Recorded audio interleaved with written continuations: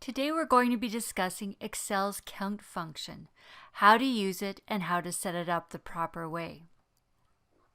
This is Brenda Penman. Learn Excel with BrendaPenman.com. The purpose of the count function in Excel is to count only numbers. All numbers are counted, including any negative values, percentages, fractions, dates, or times. The count function ignores any empty cells as well as any text values. Also, it ignores the logical values such as true or false. Let's walk through this example. We want to determine how many numbers are in this list.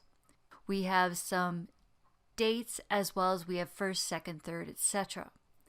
Now in this case, what I want to do is I'm going to use the count function. To use the count function, I'm going to go into the cell where I want the answer to be displayed. So in this case, H1. Because this is a common function, you'll notice under AutoSum here, I'm on the Home tab. Under AutoSum here, it's count numbers. The reason it's here is because this is a very commonly used function in Excel. So here I'm going to just click on count numbers. When I do that, it automatically puts the formula there. It also displays a tip of how actually that count function works. In this case, what I want to do now is I want to select the numbers. In this case, I want to select what I want to count. So if I select from, let's say, A3, I'm going to hold my Shift key down and I'm going to click on, let's say, G12. When I click on G12, it actually highlights all the cells in between. Now in this case, it actually displays a range. It says I'm going to count all the numbers between A3 and G12. If that's what I want, I'm just going to hit enter. When I do, it automatically displays 60. Now let's say that I actually want to change that selection. So I'm going to go back up here. If I double click, it actually shows me the selection. If I want to expand this selection, let's say I'm just going to expand it like this. Okay, now I have from A2 to H14. When I do that, if that is what I want to count, I'm just going to hit enter and it automatically displays the answer. In this case, the answer is still 60. Now the benefit of selecting cells rather than type in specific cells is the fact that you can change some values. So in this case, within this selection, I'm going to change some values. So what I'm going to do is I'm actually going to, I typed in 25 and I'm going to autofill 25 across. And when I do that, it automatically changes to 68. So it automatically updates the answers based on the values.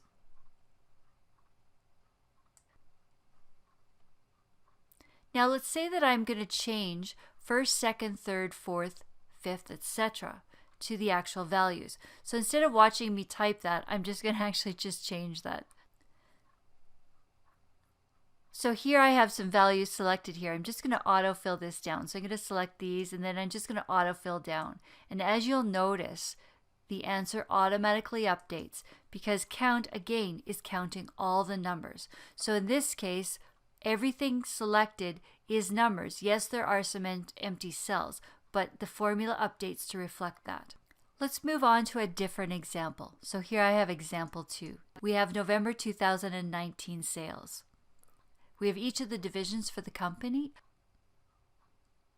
And you'll notice that here we have each of the days within November. So it automatically goes down to the 30th. So let's say that we want to calculate total sales. If I want to calculate total sales, let's say I want to put the answer here. In the last example, what we did is we used AutoSum. This case, I'm actually going to click on FX for insert function. And I want to type in what I want. So I want to actually count. And I can say count numbers if I want. And I can click on go or hit enter. So in this case, it has 3 different options. So I want to choose count. I'm going to click OK. Now, value 1 is required. Value 2 is not required, as you can see here. But I could have different groups of numbers and I can add those, or I could actually count all those together. So in this case, what I want to do is I want to select all the numbers for November 2019. Instead of selecting them, I'm going to collapse this, and I'm actually going to select from. Here I'm just going to go to the right, select these numbers, and I'm going to select all the numbers down. Just selecting all the numbers. And as I expand my selection, okay, and I can just hit enter if I want, and then click OK. Here it's 90. Now the benefit of doing a formula is if, for example, I've got some sales here, I can just add them, or let's say change them, and Excel automatically updates. If I want to look at my formula, I can see my selection here, and I can change anything if I want. Let's go down to the bottom. Here I'm just going to type in count. I want to count the sales for Division 1. I want to count the sales for Division 2, Division 3, and Division 4. Here I'm going to click on Auto Sum and choose Count Numbers. In this case, it automatically selects just the cells within a group. Okay, I actually want to just modify that. So I actually want from, and I can just type this in if I want. I want from cell B3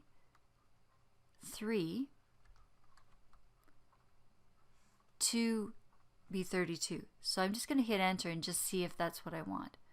So if I just double click on this and I just scroll up, you'll notice that it has from B3 automatically down to B32.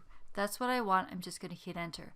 Now, a beautiful thing within Excel is you can actually autofill that across. So it says for Division 2, if I double click on that, it selects those cells. And it says there's 26 in there. If I autofill across again, there's 19 in Division 3. I'll double click on that and you can see that it has that selected. And then here I'm going to autofill across to Division 4 and I'm going to just check. Okay, so here we have 20 sales within Division 1, 26 within Division 2, 19 within Division 3, and for Division 4 we have 27 for a total of 92 sales. Thank you very much for joining me today. Thanks for watching Counting in Excel.